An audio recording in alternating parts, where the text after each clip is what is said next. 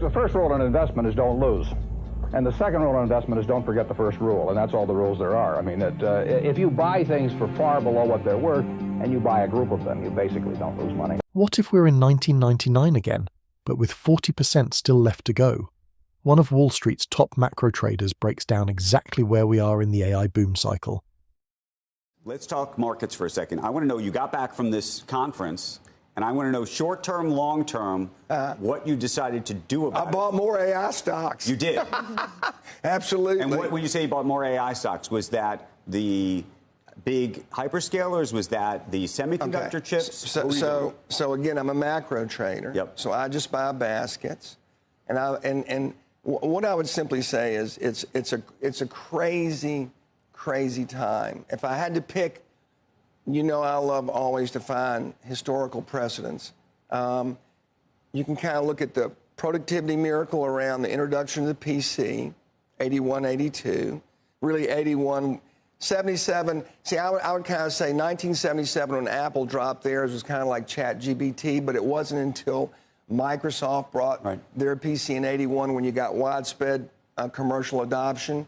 So ChatGPT in 22, I kind of think Claude Code, January of this year, would be the equivalent of when Microsoft came out in 81. And then 95, we kind of look at when we finally allowed the internet to be used for commercial purposes. I think that was May of 95, and then Windows 95 came in a few months later. Those were both the beginning of productivity miracles that lasted 4 to 5.5 years. We're kind of, I'd say, 50 or 60%. If I had to pick a period, we've got another year or two to run. Okay, because I remember we spoke about a year ago, and you thought we were maybe in the fall of 99. I said it felt like 99. But what was so interesting about that was October last year. Right, there was still 40% to go. Yeah, and so I said, so that's my second favorite one. Okay. Which is, again, we continue to feel like 99.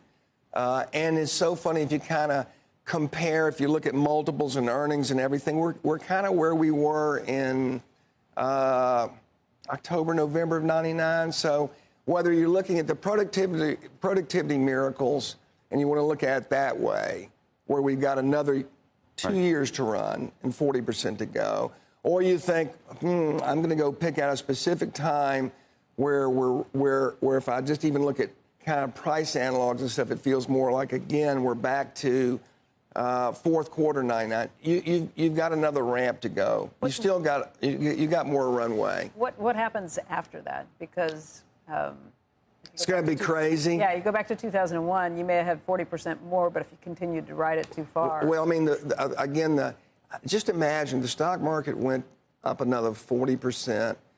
The stock market GDP is going to probably be, good Lord, 300, 350%. Wow. Something on a 17-vol instrument. You just know that there'll be some.